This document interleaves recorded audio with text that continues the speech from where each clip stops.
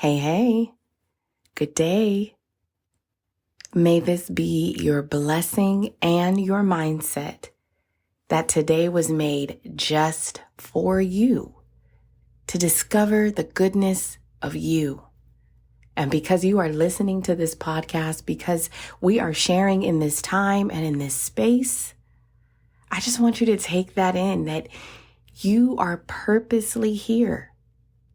And heaven designed this day with you in mind so that you get the goodness that you deserve.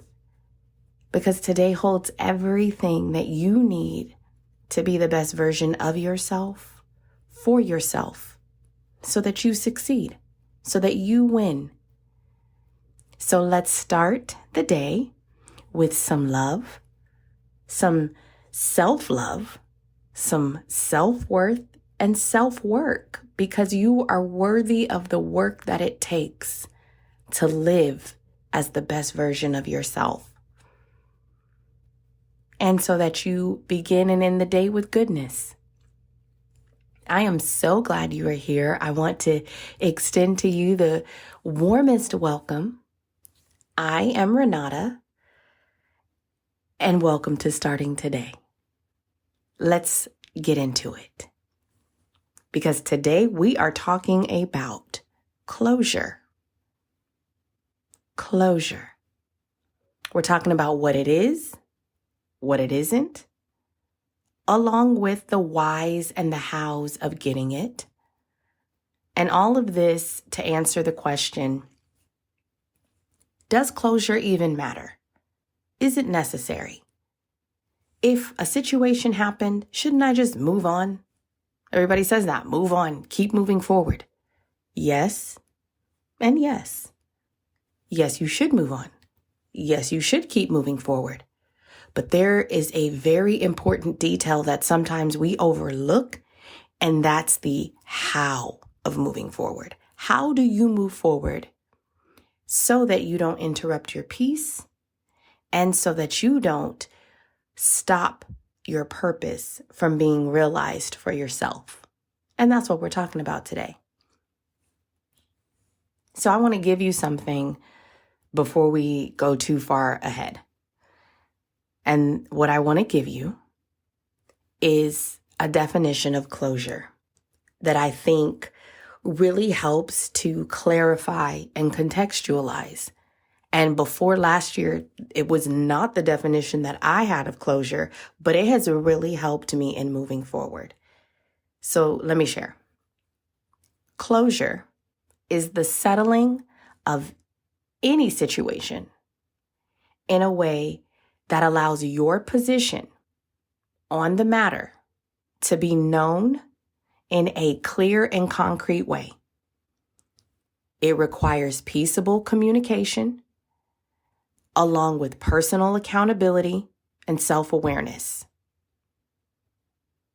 Those have to be the focus so that nothing is left lingering. No emotions, no unspoken words, no unresolved feelings. Nothing is left lingering. Okay, we got that in mind.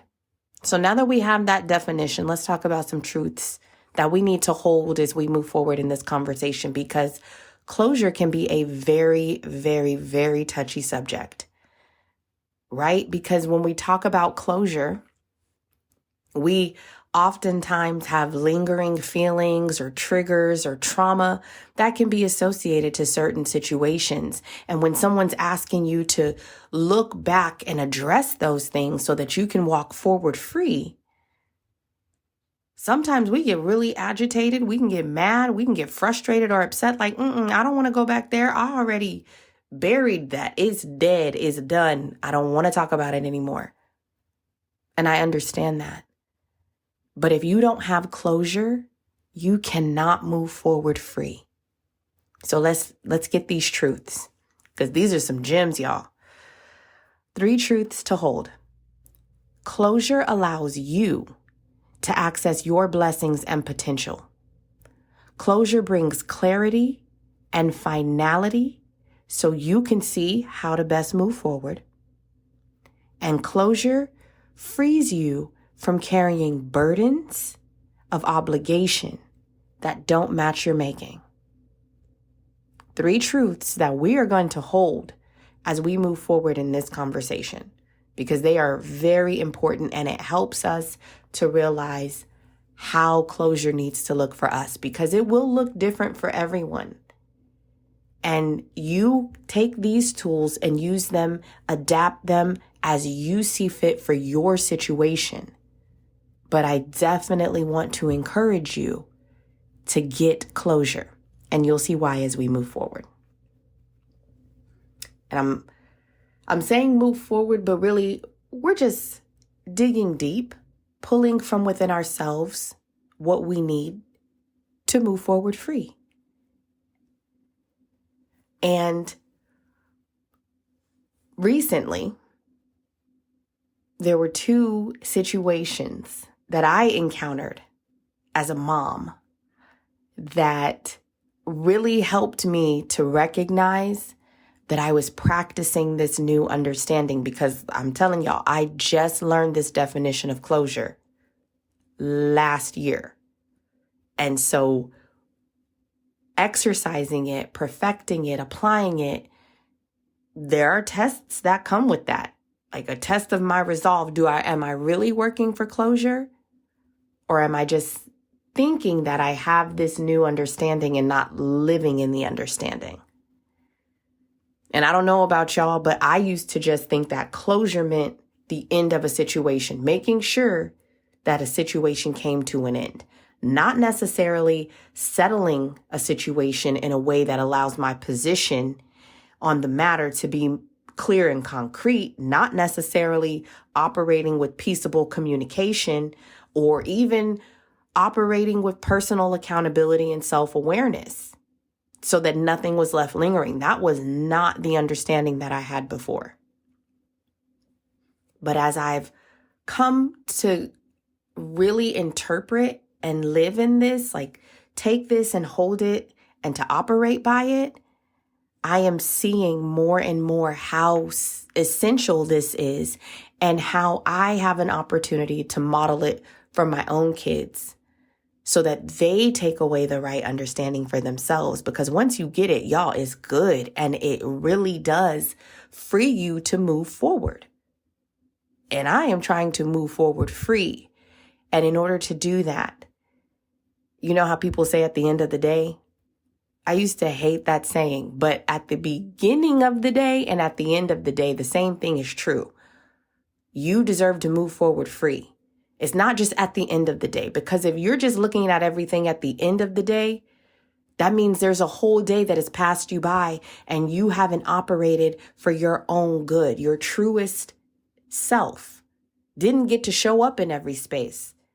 So that's why we have starting today. We're going to start at the beginning and the end of the day. We want these things to be true for us. We want to move forward free. We need to get closure.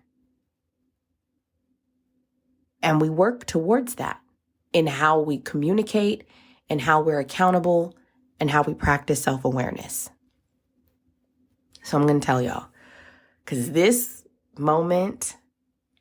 moment, I was like, yes, Renata. Yes, me. You did that. I'm so proud of you. So this was like maybe 3 weeks ago. My daughter and I were out. We were spending some time, just she and I, and she wanted her hair braided or her hair styled in a certain way. So we went to the beauty supply store. And as we enter, like, I have my most minimalistic bag on, the bag where people ask no questions, right? One, it's comfortable for me, but 2, there's a whole history and context of, what's happening right now with theft and the assumption of theft. I don't want to be a part of it at all. So most minimalistic bag on. We walk into the beauty supply store, and we're greeted, we're welcomed. We know what we're looking for the most part. So we're walking around perusing, and all of a sudden It feels like private eyes are watching me. And I look, and there's someone following us. I'm like, oh, okay, well, maybe she's going to ask a question later. Like, I don't want to assume anything. I'm going to just continue moving forward. My daughter and I are talking. I go to touch the hair on a mannequin, and now the lady is in front of me, standing across from us. And she says, don't touch the hair on the mannequins. And I kind of double take because that didn't sound very store ownery, welcoming in a way like, oh, can you please not touch the hair? But it's not my store, so I don't have a say over how people provide their customer service. And so I ask a question because questions bring clarity. So I ask a question. And I ask any mannequin or specifically this one. I cannot touch the hair. And she says, no, please don't touch the hair.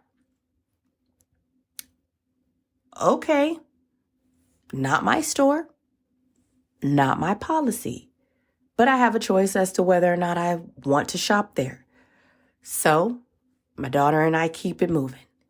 We're talking, we're having conversation, determining the look, the aesthetic that she's going for, and we're just involved with each other. But I still feel private eyes watching me, seeing my every move. So at this point, I can feel myself kind of getting agitated. And I don't know if y'all know, but I have not always been where I am now. There was an old me that the Lord has brought me through. And so old me is like, you need to check her. New me's like, nah, we don't need to check her. We're just going to keep moving because we have a choice as to whether or not we shop here. Do we want to shop here? So as I'm thinking I pull up my phone and I look, okay, what are the other options? Are there other places where we can shop? And if so, what's the distance, the drive time? There are other factors. So I'm looking on my phone. My daughter is still looking. And so I see the lady again. I feel my body starting to get hot. And so I ask the question, is there a specific reason why you're watching us? Are you at some point going to offer help? Or is there an assumption? And so I feel as though my question is very clear. I am looking for clarity. I didn't raise my voice. I didn't change my tone. It was just a very clear question presented to gain understanding. The woman takes a moment because there's obviously a language, not barrier, but there's a language difference. So I'm assuming that her moment is taken to really understand what I'm saying. And she says, I can help you. Okay, thank you. So we keep looking and I pick up a bag and my daughter and I are talking about it. And she said, we have that on a mannequin so you can see it. That's helpful. Okay, is it this color? No, we have it on a mannequin. Okay. And so I feel my daughter starting to, at this point, position her body between myself and the other woman as a way to distract from what was happening. And she says, it's okay, Mom. I really like this color. We can get it. And I'm like, are you sure? Because we can go and look somewhere else. No, I'm sure. Okay. So we go, we make our purchase. I want to be very quick about the purchase because I realize that this situation has been handled. I now know I won't shop there again. I presented the question for clarity in a peaceable way, and there is clearly a mode of operation that does not align with how I want to be valued as a customer. So I will never shop there again. And we leave. And as we're in the car, I just take a moment and I breathe and I'm like, wow. that was really weird. And I did not like the way that happened, but I'm very proud of myself. And my daughter says, Mom, I'm very proud of you too. Because I could tell that there was a way that it could have gone that would not have been a good way for us. And I said, yeah, you're right, babe. But I'm very proud that I handled it in that way and that I did not come out of myself to respond with the same energy that somebody else was giving. Right? Other people's energy does not have to be my reality. And in that moment, I realized, okay, like I did that. I was content with how I handled the situation. There were no lingering emotions. I was able to determine a course of action that best aligned with how I see myself, what I know I deserve, and how I need to move forward. That was closure. And I got to go on about my day. I mean, obviously, I shared it with my husband when I got home because I was really proud of myself. There were so many other ways that could have gone. But most importantly, I did not interpret that to be about me. I did not interpret that to require a mode of operation that was not in alignment with the vision that I have of myself. And that is what is important when we think about closure. Are you operating with other people in alignment with the vision that you have of yourself? And it's really easy to think that we are, and then for a situation to happen, and then you realize, oh, wait, no, that was not what I intended. That wasn't what I wanted to convey. That wasn't how I wanted this to go. How did I get here? And then instead of saying the things that you need to say, instead of asking the questions that bring clarity, and instead of communicating peaceably, you end up just glazing over the situation, rushing to remedy by just resigning that you don't even need to address it. I'm going to just be quiet. I'm just going to hush. I'm just going to move. I'm just going to get out. I'm just going to be done. But now you still have all of these lingering feelings and emotions tied to an event, which means you can't move forward free because there's something holding you. Now you're bound to these emotions. Now you're bound to this person's reaction or words, and you can't move forward free. Closure is not dwelling on a situation or holding a grudge. Closure is not dwelling on a situation. It's not replaying the whole situation and telling it to people over and over and over again. Whoever will listen, you want to rehash the past. You want to make it known what happened and how many years ago it was and what they said and what they did and how you felt. That's not closure. Closure is not dwelling on the past or holding a grudge about it. Closure is not giving up or avoiding a difficult situation or conversation. In that moment, I could have just left the store. We could have walked in. I could have watched her watch us, and we could have just walked out. We could have. But there is more to gain from being able to ask the questions that bring clarity. There is more to gain by occupying your space, standing in your truth, and doing it in a peaceable way to help somebody maybe evaluate themselves. Because some people just need you to respond to them with the same energy. It makes them feel validated in their day. But you deserve closure. You deserve to be able to respond to somebody with your own energy, to be steadfast in who you are, to be in alignment with the vision that you have of yourself.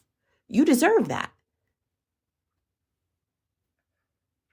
Closure is not about seeking revenge or causing harm.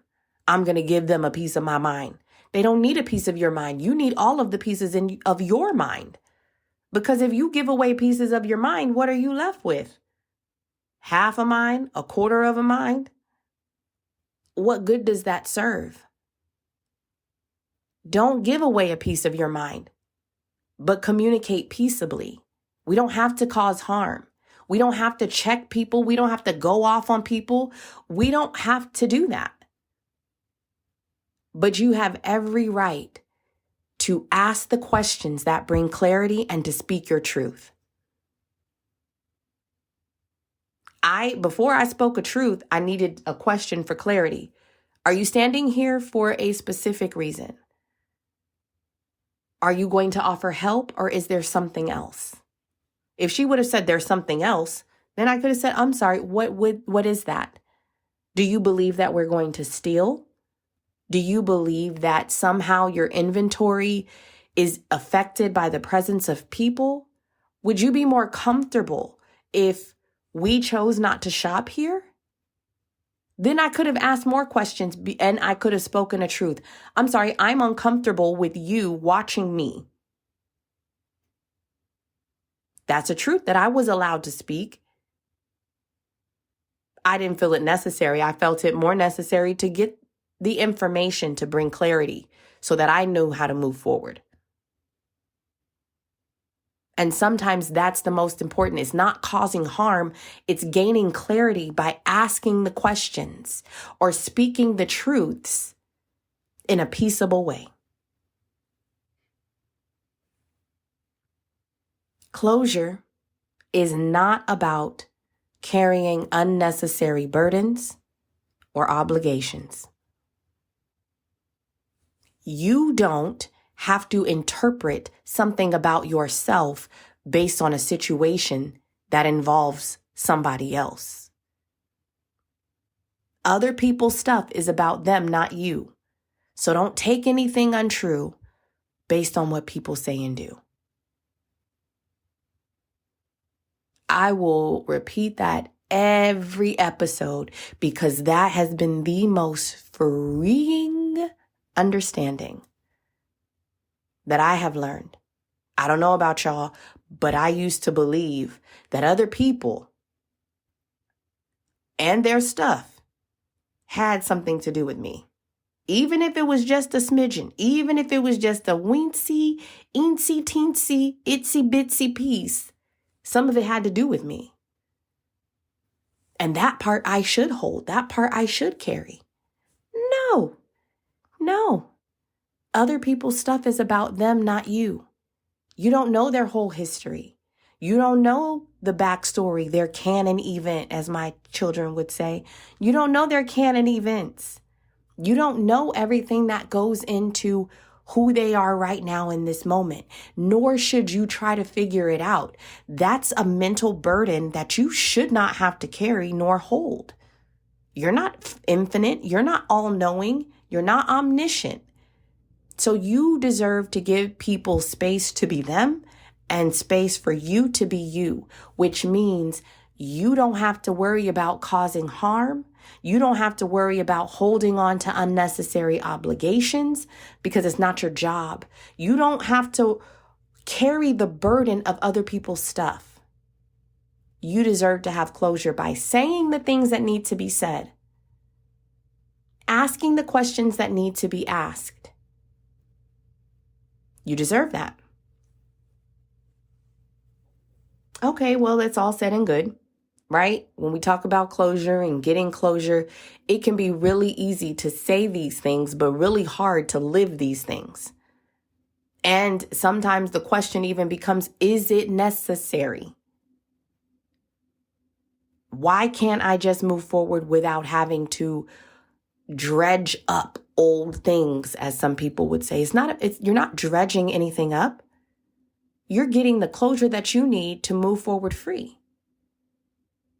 And people get to participate in you getting closure, and equally, they get to not participate. If you would like to get closure about a situation and somebody else doesn't want to facilitate, they don't want to engage, they don't want to even have the conversation, you don't need their approval to get closure. You don't need their permission. How do we know this? Let me tell you. Closure is a principle that the Lord designed. The living God designed closure for us because he understood that closure frees us to move forward. And you cannot walk forward in purpose and in power if you are bound by burdens and events of your past. You got to close the door. He said, I am the God who closes doors that nobody else can open again. And you deserve that, to have those doors closed. Close the door. Closure. We see that in Isaiah 1:18, where the Lord says, come now and let us settle this matter. Settling a matter is closure. We don't want anything lingering. We don't want any unspoken understandings, any unrecognized truths. We don't want anything else tied to this situation. We want it to be settled.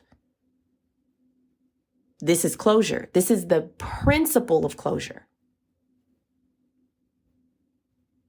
Then we see it again in Matthew 18:15 and 16. So that's 2 times now. And in Matthew 18, it's essentially instructions from heaven on how you deal with people when they offend you. And it is very important because the Messiah teaches, he says, if your brother sins against you, that means if somebody offends you and it makes you feel some kind of way, you're supposed to go and tell them that. Go and tell them between just the 2 of you. That means you don't have to call anybody. You don't have to tell anybody else. It's betwixt the 2 of you. Go and tell that person that they offended you, that they hurt you, that what they did made you feel undervalued. It made you question your worth. It made you question who you are and the power of your presence or the value of your voice. Go and tell them. And if they hear you, if they listen to you, if they're like, I apologize, that was not my intention. I truly did not mean for you to get that impression based on what I did or how I communicated. I apologize. If they do that or something similar, then you've won them over. You've gained your brother back. You maintained the relationship. You built and blessed the bond that you have.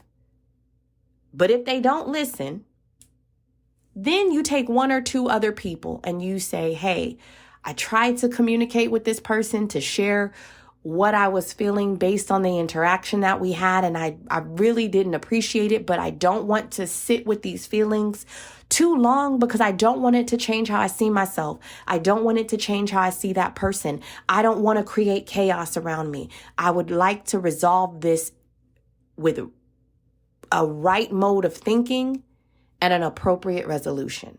Can you help me? Am I tripping? Did I say something wrong? Did I do this in an inappropriate way? Help me. That's what the 1 or 2 others are for, so that you know whether or not how you handled it was right or wrong. Does it need to be an edit somewhere when you go back? And you take them with you and you go back and you say, hey, I just want to put it on record. I just want it to be known that this was what I said originally. From the perspective of self-awareness and some personal accountability, I recognize that maybe I should have presented it differently, or maybe there's a different approach. I would love to know how we can resolve this. And if they listen, then you're good, because it is important that every event, every encounter that you have with somebody where there is offense or where there is harm to your identity or to your person is established with evidence that you tried. You tried to settle the matter, and that requires more than just one person. The goal is closure. The goal is to settle the situation, to bring right resolve so that nothing lingers. Because you deserve peace. Peace is power, but you also deserve to move forward free. And if what happened yesterday is hindering you or separating you from recognizing and understanding the fullness of your power and your worth, you're not moving forward free today.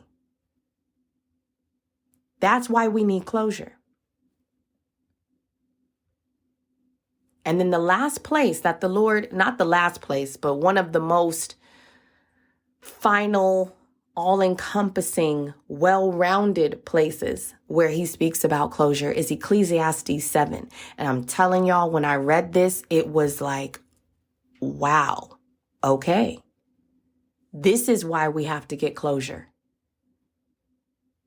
Ecclesiastes 7, 3 verses. 8 says, the end of a matter is better than the beginning of it. The end of a matter, the final resolution, the resolve, the settling of a matter is better than the beginning of a matter.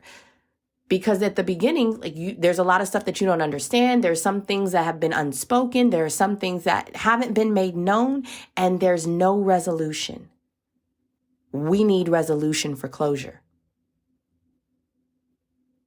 Ecclesiastes 7:21. And this one is a gem that I'm tucking in my pocket, and I'm taking it with me for the rest of 2023 into 2024. Do not pay attention to every word people say.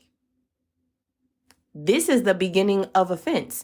I also am going to interpret that as do not pay attention to everything that people do. Why? Because other people's stuff is about them, not me. So I'm not going to take anything untrue based on what people say and do. That doesn't mean I'm going to ignore it or let it go over my head and pretend like it never happened. That's not what it means. It means I don't have to interpret something to be wrong or faulty with me because of what somebody else chooses to say or do. That's not about me. That's about them. And for me to move forward free, I have to operate for closure. So I get to ask the question and I get to state a truth. That's fair. And then Ecclesiastes 7:9. Do not be quickly provoked in your spirit, for anger resides in the laps of fools. Everything that people say and do doesn't have to resonate with me. That is my prerogative. I can be unfazed, unbothered, unmoved. I will not be quickly provoked, which means I'm going to conserve my nerves. I need them. I need all of them, because if I start just letting everybody get on them, now I'm dysregulated. Now I'm unbalanced. Now I'm bothered and I'm fazed. And it can lead to me acting outside of alignment with the vision I have of myself. It can lead to me now moving outside of where I know I need to be, so I don't have peace. I don't walk in the power of my purpose. Now I'm not able to move forward in freedom. I'm bound. I'm obligated to other people's emotions and energy. And I don't deserve that. I deserve to move forward free. You deserve to move forward free. So why is it so hard for us sometimes to operate for clarity and closure? Why? Why is it almost like a human instinct to just leave it where it lies and not actually address or deal with it or bury it properly? Could you imagine that? What if we didn't have burials for the dead? What if when people died, we just left their bodies, we leave it where it lies? Could y'all imagine? That's super dysfunctional from a health standpoint. So why do we do it for ourselves? emotionally. Now we got all of these dead bodies, dead situations that haven't been resolved. They haven't been buried. They haven't been closed. We didn't say the prayer. We didn't recognize that a situation actually took place. We didn't honor ourselves in it. There's no memorial. So now there's no living in peace, no LIP. There's no living in peace because you don't have closure. But could you imagine? And we do that for ourselves when we don't operate for closure. And the reasons why we typically don't operate for closure is either because our identity has been harmed in some way, or we're suffering from representation fatigue. Renata, did you just make those up? I named them, but I did not make them up. Identity harm is what happens. It's a byproduct of any time you have a situation with somebody and you interpret what they say or do to be about you. And now you have accepted that. You hold that misrepresentation or that misunderstanding, misinterpretation as a truth about you. Oh, I must not be. Oh, I must not deserve. Oh, I must be deficient or defective in some way. So now I'm not deserving of the purpose that I was made for. Now I'm not deserving of the power that I was made for. Now I'm not deserving of the good that I was made for. So essentially, you are out of alignment with what the Lord has already positioned you for, purposed you for, provided for you. Now you're out of alignment with that. So you're not walking and operating in what he's called you to do. You're not walking and operating in the fullness of your potential because you gave somebody else your power. You said, oh, actually, my power lies with this person's opinions, words, or actions. So because that wasn't what happened, I must not be deserving. Oh, no, no, no, no, no. We cannot give people the power to determine the good we deserve. We cannot give people the power to decide what we deserve for our purpose. You get to decide that for yourself. So when you are out of alignment with your power, with your purpose, or your potential, you have experienced identity harm, my friend. And how do we know that the Lord says no, no, no to identity harm? We know this because in Ephesians 4, he says to put off your old self, which belongs to the former manner of life, and it's corrupt through deceitful desires. Be renewed in your minds. Put on the new self, created after the likeness of God. You were made for power, for good, and for purpose, to live in the fullness of your potential. That is what you were made for. So anytime your old self is telling you what you don't deserve, what you're not worthy of, you haven't put on the new self. You haven't been renewed in your mind. You are still suffering from identity harm. So the real you, the you that's supposed to shine through, is not being reflected in how you're moving and how you're thinking and how you're speaking. And we're also told in 2 Corinthians 5:17, if you are in Christ, you are a new creation. The old things have passed away. Behold, all things are made new. Every day that you are getting closure, every day that you are dealing and communicating peaceably with self-awareness and accountability so that nothing is left lingering and you are settling situations, you are putting off the old self. You are saying, no, I'm dealing with this for closure and clarity so that I get to move forward free. And that is important. That is important. Identity harm will keep us bound to a version of ourselves that is out of alignment with who we were made to be, with the power, the potential, and the purpose that we deserve to have.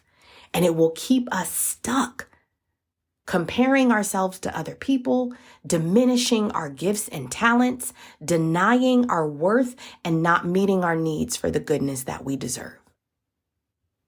You got to get closure somewhere. if you are suffering from identity harm. Representation fatigue. That's when you're so tired of having to say your boundaries. You're so tired of having to show up and prove to people that you are who you say you are. You're just over it. I'm so over this person. If I never saw them again, if I never had to speak to them again, no sweat off my back. But why? Because if you feel like you're done and you've spoken enough, then maybe somewhere you need to change how your boundaries look. Maybe somewhere you need to get closure. Because you could be doing too much speaking where you should be doing more showing. Show that you mean what you say about what you will and will not accept. And it doesn't mean in a violent way, in a way that causes chaos, in a way that creates harm for someone else or is demanding. Not like that, in a peaceable way. Because we are told not to have representation fatigue. We're told 3 different times in Galatians 6:9. Galatians 6:9 says, do not grow weary of doing good, because in due season, you will reap your harvest if you don't give up. What does harvest look like? Harvest can look like people beginning to recognize and honor your boundaries. And sometimes we can misinterpret it. People start falling away. People stop calling. People stop texting. People stop showing up. And you're like, wait, what did I do? Let me reach out. No, you don't. Maybe you don't need to reach out. Maybe that's their way of saying, I can't fully acknowledge this boundary, but I recognize that it is there and I want to respond with my actions.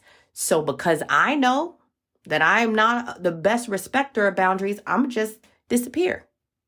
And that's okay. Sometimes it looks like conversations need to take a different turn. Sometimes it looks like people will start asking more questions because in their mind, they're really trying to clarify who you are and how they had it wrong the whole time. So they need to gain an understanding. And the only way to do that is to ask you questions. So don't grow weary. Don't get representation fatigue. You are who you are supposed to be so that you can make an impact. So the true you shines through. Matthew 11:29-30 says, if we are feeling fatigued, we're supposed to take up the yoke of the Lord, to be gentle with ourselves so that we find rest, to lighten our load by not carrying the burdens of what people say and do and interpreting them to be about us. Don't get representation fatigue. Get closure. Have the conversations. Ask the questions. Say the things that you know you need to say for clarity. So I know that that's a lot, y'all. I know it's a lot. So let's take a moment. Let's breathe.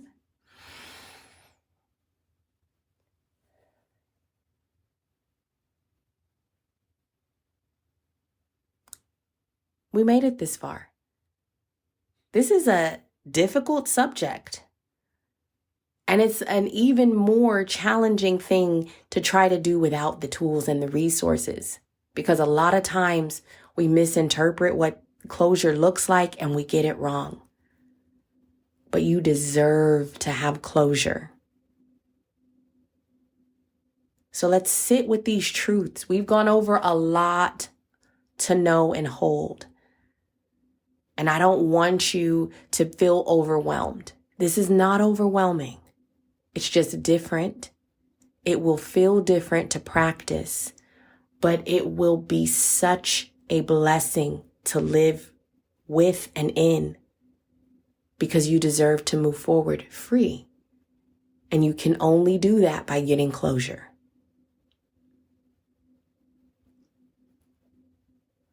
So how do we fix it? How do we get closure?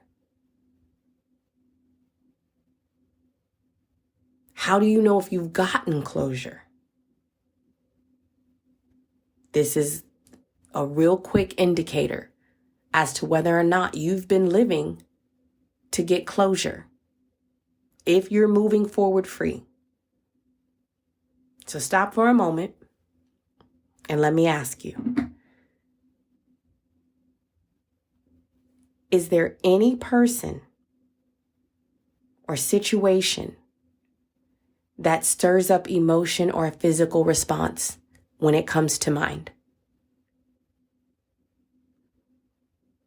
That physical response could look like getting hot, feeling tense, you start to grit your teeth, or you ball up your fists, or your neck starts to feel tense, so you got to crack it, or you start to get a headache. Is there an event or a person that when you think about it, you instantaneously get angry or start to feel shameful or disappointed or sad? If you can answer yes to any of those, then you don't have closure somewhere. Because if you have closure, you will not be left with any lingering emotions, feelings, or unspoken words.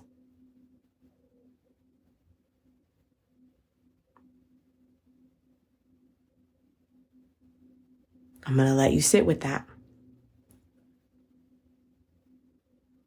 Because if this is true, then your lack of closure is keeping you from accessing your peace and power to the fullest. And you deserve that.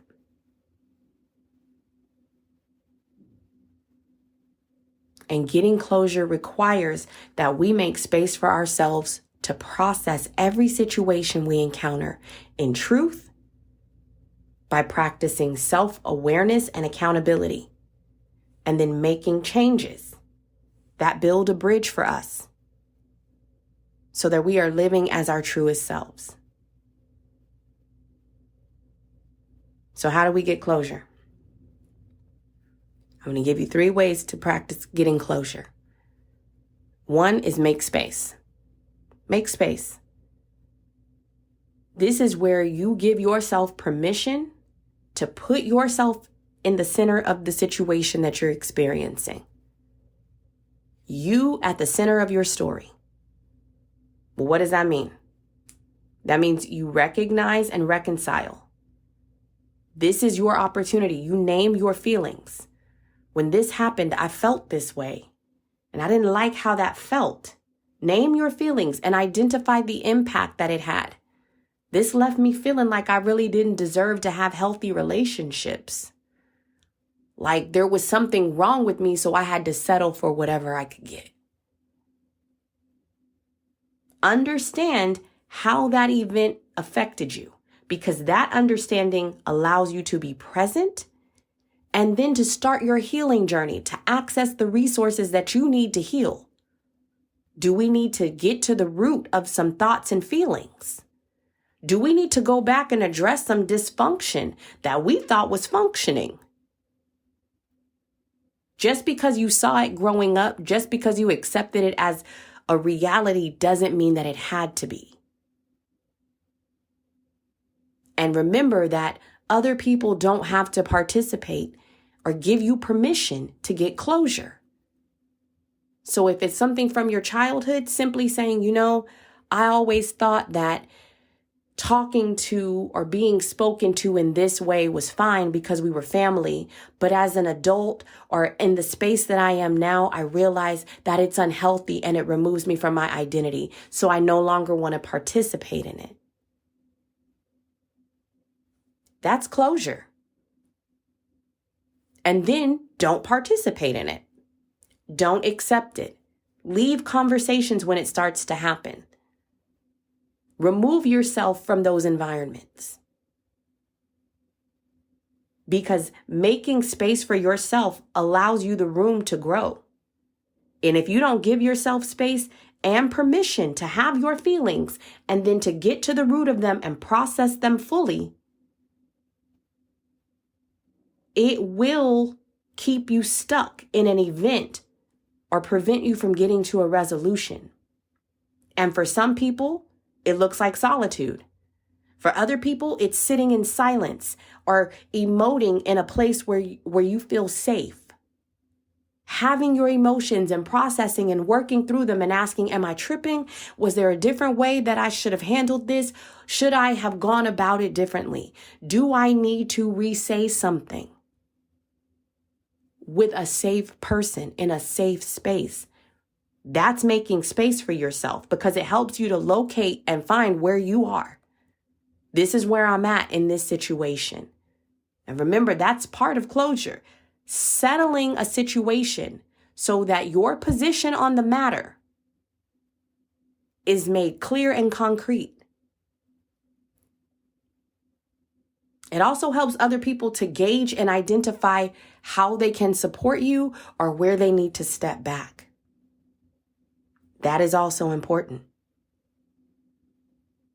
And the Lord talks about that in Matthew chapter 5. Verses 23 through 25, I'll let you go and read that. And then come back and tell me, what did you think? What did you take away? The second way you can practice getting closure is making amends. This means that you need to get clarity and have some conversations.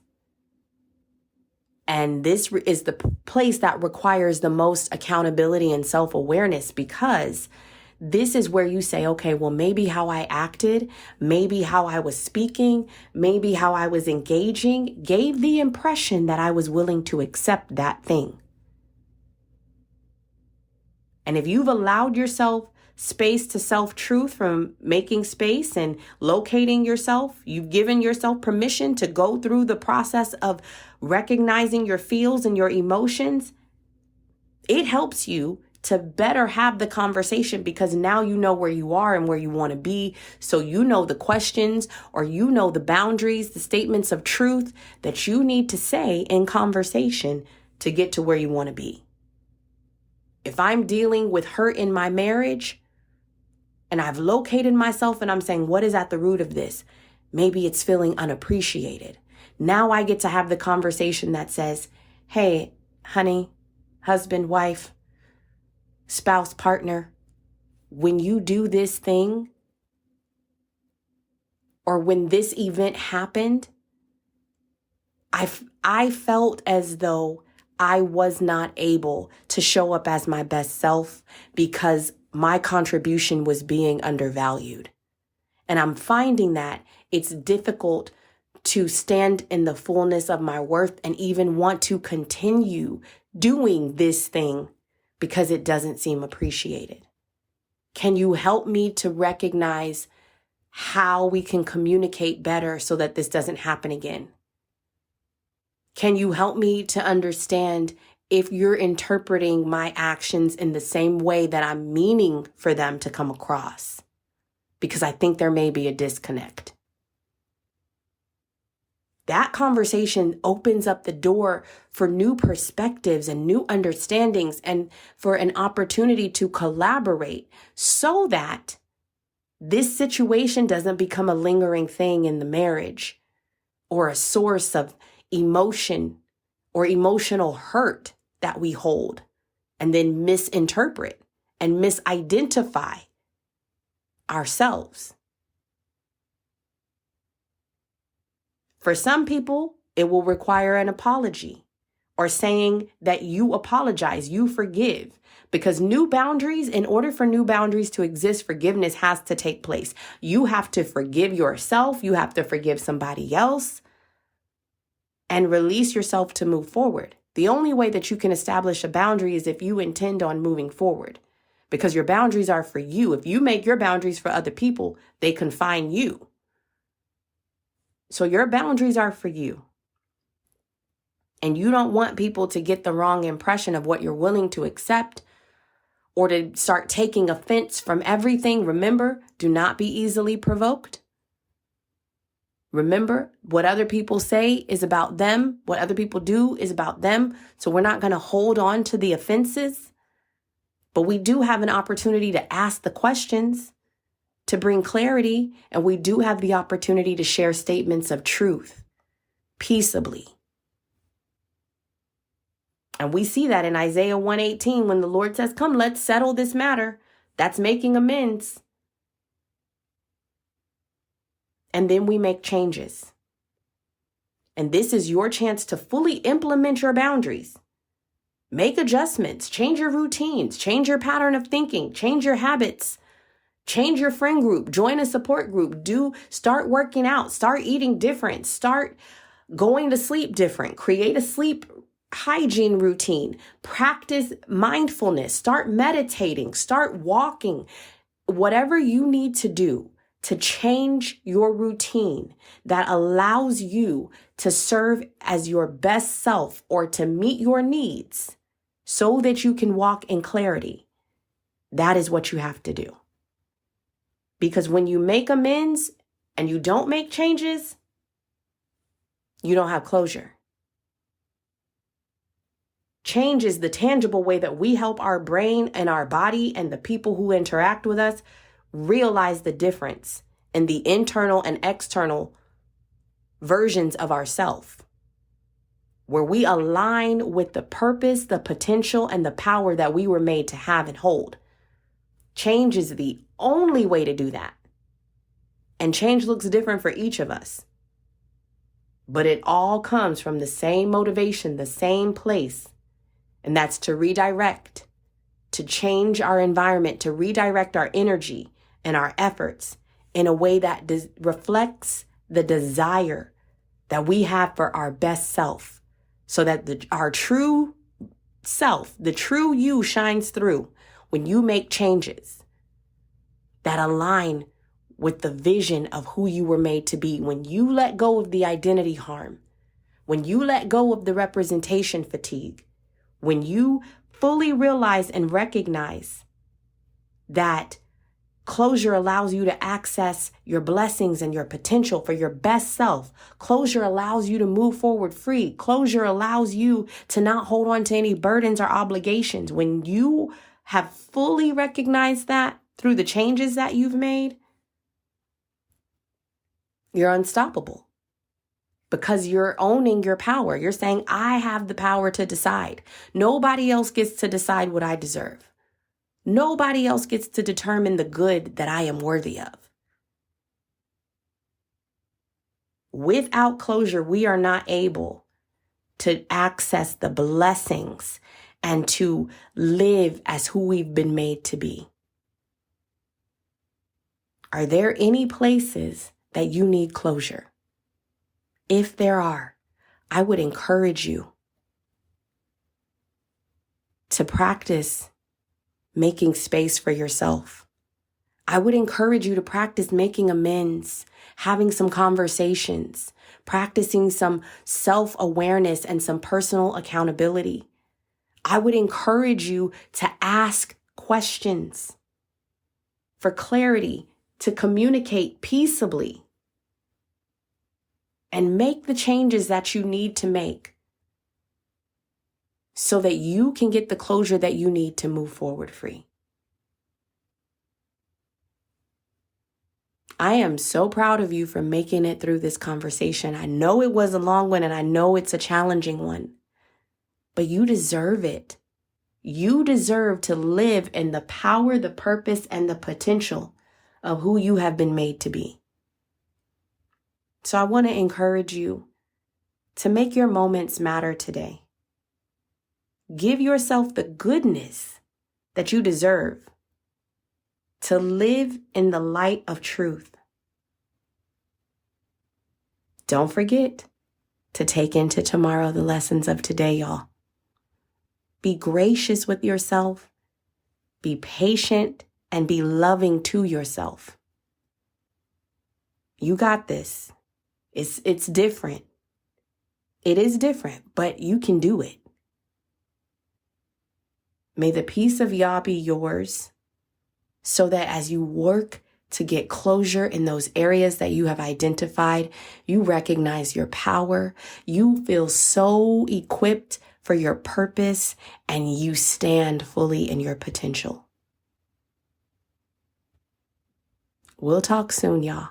Be blessed. Bye.